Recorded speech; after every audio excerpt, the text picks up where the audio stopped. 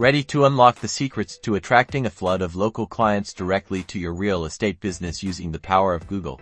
Let's jump right into how you, as a realtor, can supercharge your Google My Business profile. First, make sure you've claimed and verified your Google My Business listing, which is absolutely essential.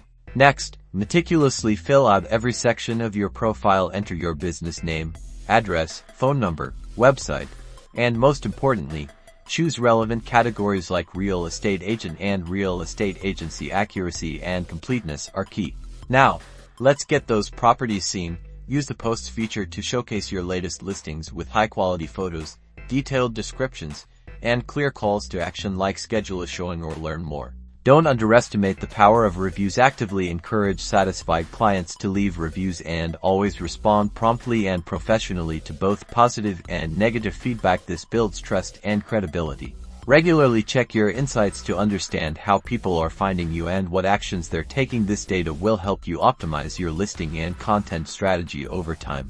By optimizing your Google My Business profile, you're not just listing your business. You're creating a powerful local marketing tool that drives visibility, generates leads, and ultimately helps you close more deals. Get out there and start attracting those clients.